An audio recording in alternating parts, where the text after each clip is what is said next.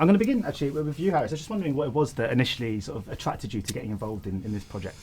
Do you know, it was a few things. Steve was one of them. When I first met him after reading the script, was massive appeal. Like, I really enjoyed our audition. Like, that's a big gauge on someone, I think, is how they treat actors in auditions. And he was so... we had fun. We had fun. We did. Didn't we? Yeah. And you were just so generous and you made it very comfortable. So that was obviously a nice start. And the script was different, and I just knew that it was going to be interesting and eclectic. So, yeah. So where did this idea originally sort of originate from for you, Steve?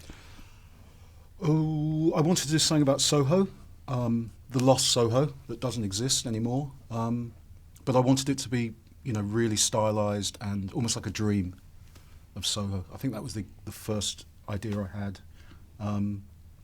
And I wanted to do something which was quite light-hearted and playful. So hopefully it's that. Yeah, because I've been working in Soho for about 9 years, and I've noticed a big change just in 9 years. I mean, it's almost unrecognisable today, isn't it, Soho, to what it used to be? Yeah, completely. I mean, it's completely been gentrified and it's beyond all recognition, really. Do you think is there anywhere left in London you still think that has that kind of charm that is never quite lost, or is everywhere sort of almost a lost cause now? Actually, that's a good question. I don't know. I think probably East London. There's kind of pockets of places which are much more diverse and interesting. But certainly the centre of the city's, really changed. And I wanted to just capture, something of that lost place, really. Because you mentioned obviously the stylised nature of this movie. I mean, when you're making a movie, Harris, like this, which is so sort of stylistic, I guess you have to put so much faith in the filmmaker, because you won't really, I guess, not get a real sense of how it's going to look until it's sort of finished and come out. Yeah, and I didn't. I didn't know what the set was going to look like until I turned up. But obviously Steve kept me on board so much and had references and pictures, and obviously spoke to me so much about it. So I trusted him, and I think that was the important thing. And then on set, there was just many different scenarios where, you don't know what it's going to be or how it's going to look, but you just to throw yourself into it and try and enjoy it. And we did enjoy it, didn't we? We did. We had fun. So, it was a fun film to make. Not too fun. No, we were very serious. Yeah. Very dedicated, serious. Weren't we? Very hard working. We worked very hard. Yeah. Because I was only telling me, I was speaking quite recently, so it sounds like a bit of a name drop. I was interviewing Ethan Hawke recently, who was talking about how he does big movies like Valerian, so then obviously he can then move in and do kind of more creative kind of indies, I suppose. But obviously you did sort of Darkest Minds. I mean, is that the kind of intention for you? You do the big movies like Darkest Minds, the kind of the studio films, and it allows you and frees you up to do really kind of resourceful, creative films of this nature. Yeah, absolutely. I mean, I don't know if doing them type of films is intentionally a vehicle in order to switch back. I don't know if I see it in that specific context, but it definitely allows me to be free with choices and do different types of projects. And I never like to be nailed down as a person or an actor. So it is nice to switch between very vastly different projects and filmmakers and yeah. Is there a sort of certain actor that you sort of aspire to emulate one day, or that you really kind of admire in that regard? That's a hard question. No, I don't. I don't know if I can answer that. I don't know. There isn't a specific person. I don't know. That's too big. Because what if I ever meet that person? In fact, I met Gary Oldman recently, and I'm a big fan of his work, and I always have been. And what was I going to say to him? Big fan of yours, always have been. I know all your work. Yeah. I'm not going to say that, am I? Because it's just weird. That is weird. But yeah. And without wanting to make you blush, I mean, what is it about Harris that made him the perfect choice for the lead role in this movie? He just embraced it and embraced the playfulness of it, the fun of it, and he's just great in it. I think, and I do genuinely.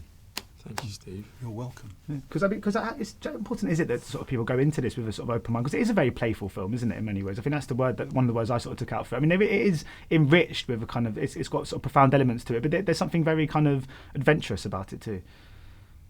Thank you. I mean, it's kind of ideas driven as opposed to story driven. I think, as we were talking about before, it's about this kind of dreamscape, I guess. But yeah, I don't know if I've even answered your question, actually. It's a good way to put it, though, dreamscape. Dreamscape, remember like that, we'll use that. Elusive drift through your subconscious, obviously. Right, yeah. And Harris as well, I mean, because I sort of saw Beatrice as well, which is an incredible movie. And I was wondering, I mean, not to label these films as just being purely LGBT films, but obviously they sit within that kind of, in that category. Yeah. And it's obviously wildly different characters. One character who's almost ashamed of who he is, and one who's very defiant in who he is. I was wondering what changed internally for you in those two roles. Well, I guess the main difference is struggle with sexuality and kind of comprehension of it. In this film, it's not really...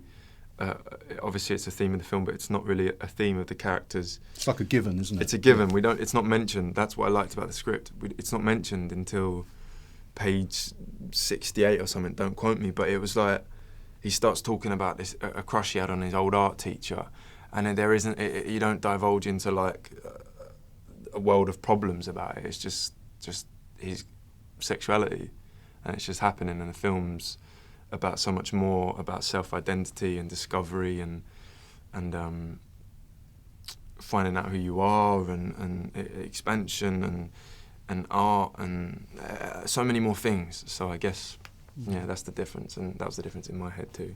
So I think the film also does feel like a real celebration of art as well, and I mean I think that ties in so well with the London theme, because obviously London's one of the sort of big capital cities in the world where art is still free to us. I mean, was part of this project intended for you to be a kind of celebration of art and London's relationship with art? Yeah, I mean, it's a celebration of London, like you say, and it's also, I think it's a celebration of art in all the discovery. You know, a young guy's discovery of art. So it's just a celebration of self-discovery, but also discovering, artists which speak to the character. Yeah. Do you remember when you sort of first had discovered art? I mean, I used to get sort of taken around art galleries. It was, because I'm from the suburbs and West London, and it was just coming into the centre, when I was at school and just going to galleries, and it has quite a profound effect on you, I think. Because I guess that's you were saying about sort of going into the big city and kind of trying to find yourself and stuff. I guess that's the relatable theme here, because anyone can kind of latch onto, isn't it? That idea of kind of leaving home and becoming an adult, I guess. Yeah, and discovering, like-minded people. And Harris, of course, you're the lead in a Danny Boyle TV series. I mean, that must be so exciting and quite surreal, I suppose, to be involved in that project. You must be so excited about it. Very, very excited. Yeah, it was brilliant throughout, and it's great for it to be out and for people to watch it. Yeah, it was a real honour, truly, man. Yeah. Because it's just funny. I mean, it feels like you're on the brink of being a huge star. I mean, in a sense, I mean, when these things start coming out, I mean, have you quite prepared mentally for getting stopped in the street and stuff like that? Because when you are a lead in a series like that, and obviously Maleficent too as well, I mean, it obviously feels like a matter of time before that next level's reached, I suppose. I don't know, man. I don't know if you can I don't know if it's healthy to mentally prepare for it in that sense. I don't know. I don't like to think about that too much. Just try and live my life, be healthy and happy, and Yep. Yeah. Brilliant. Cool. Well, thanks so much for your time today, guys. Much appreciated. You're welcome. Ladies and gentlemen, you're watching Hey You Guys! Hey You Guys, huh? Hey You Guys. Is that from the Goonies? It is indeed, yes. Nice. Hey You Guys!